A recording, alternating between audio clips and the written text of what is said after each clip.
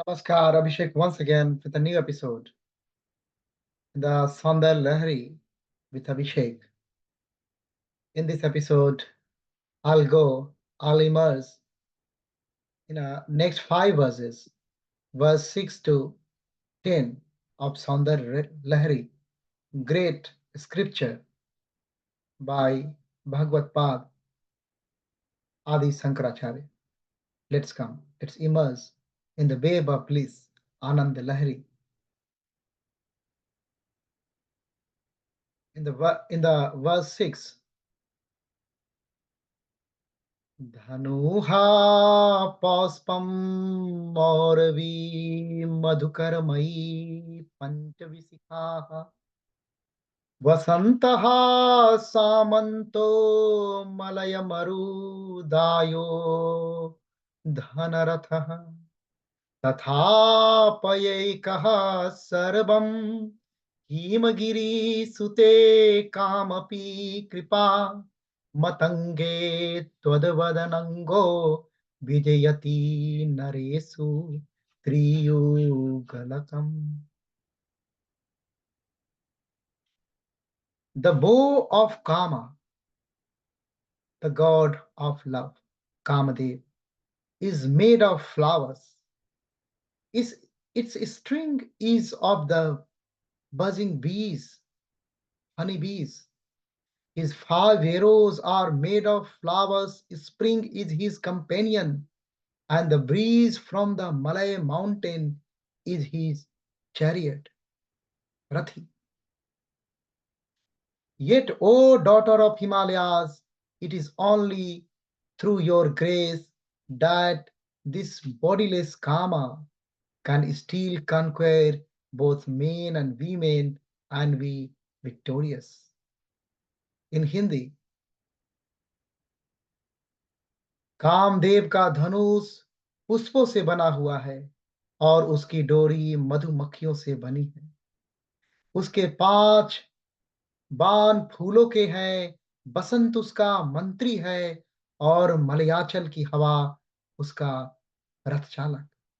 फिर भी हे हिमाचल की पुत्री, केवल तुम्हारी कृपा से ही कामदेव बिना शरीर के भी मनुष्यों में पुरुष और स्त्री दोनों को बस में कर सकता है और विजयी होता है।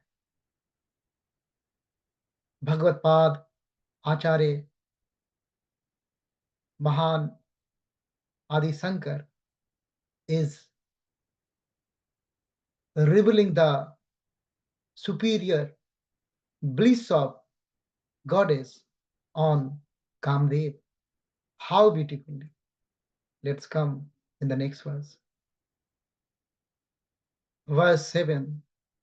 Kankana Kanchidama Karikala Bhakumbh Astana Nata Parichhinna Madhe Paritana Sarad Chandravadana धनुर्वाणान पासम श्रीनी मणि दधाना कर तलैहा पुरुषातादास्ताम नः पूरनथि तुरा हो पुरुषिका. In English, my translation. Around your waist is jiggling girdle, and your full breasts resemble the forehead of a young elephant. Your waist is slim, and your face is like the radiant of autumn moon, Sarat Chandrama. In your hands you hold a bow, arrows, noose, and goad. O Supreme Goddess, consort of the destroyer of cities, Shiva, may you always be present before us. तुम्हारी कमर में बजती हुई करधनी है, तुम्हारे स्तन हाथी के मस्तक के समान भारी है, तुम्हारी पतली कमर और पूर्ण शरद चंद्र के समान सुंदर मुख है, तुम्हारे हाथों में धनुष, बाण, पास और अंकुश है। हे पूर्वमथन शिव की परम नारी, तुम सदा हमारे सामने विराजमान रहो, तुम सदा हमारे सामने विराजमान रहो। Let's come in the next verse 8. सुधा सिंधोर मध्ये सुरभि पटपी वाटी परिवृते मणिद्वीपे नीपो वदनवती पवनवती चिंता मणिगृहे शिवाकारे मच्चे परम शिवा पर्यंत निलयाम भजन्ति त्वाम धन्याः कतिचन चिदानंद लहरीं. The fortune few worship you, residing in the midst of the ocean of nectar, on the bejeweled island, surrounded by the celestial trees, in a group of Kadamba trees, in a palace built of wish-fulfilling gems, upon a divine seat in the form of Shiva, where you rest eternally, immersed in the waves of bliss alongside of the supreme Shiva. जो भाग्यशाली है वही तुम्हारी पूजा करते हैं।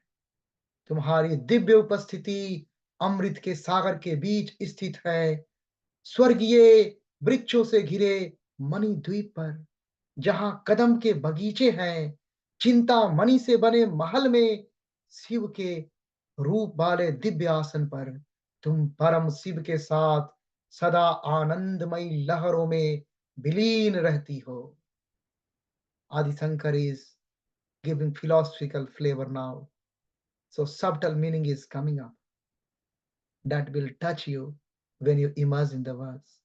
Let's come in the next verse. Verse 9. महेन्द्राध्याः पृष्ठे परम शिव परनेर पति मनो भजे ध्यायान्ते पुनरदमरत्वं तनुभृताम् कथं वा त्वामस्तुतुं प्रीतम् अखिल सभाङ्गमखिलम् सुपुष्टं ताताङ्कं मुनिभिरपि किम शीलयतु.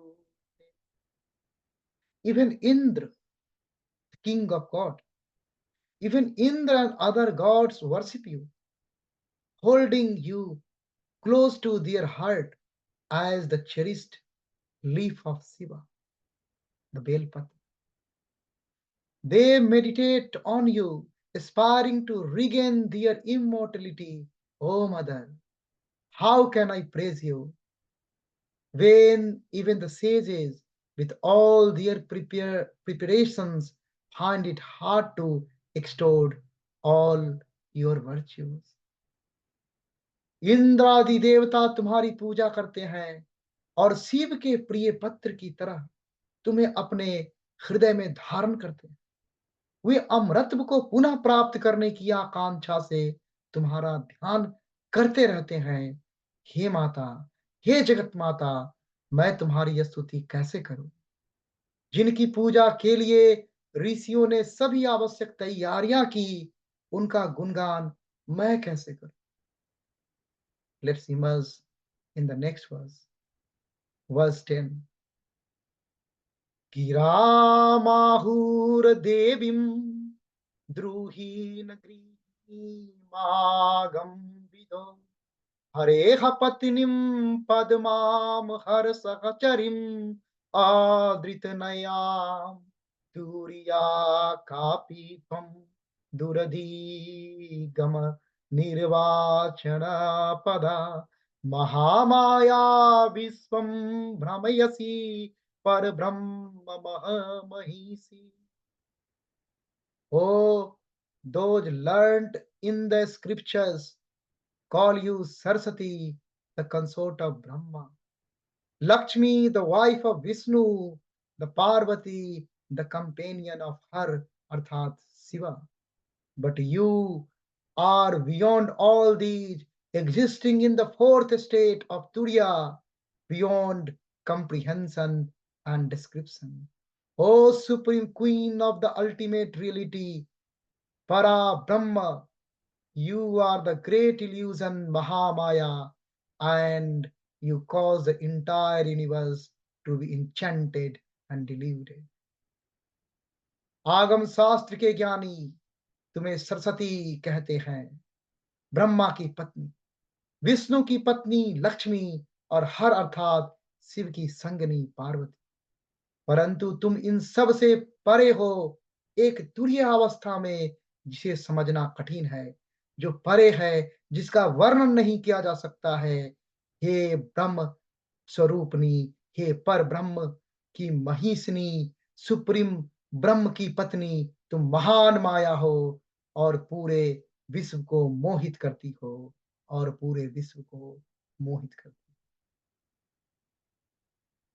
जय गुरुदेव। हर हर महादेव। हर हर महादेव।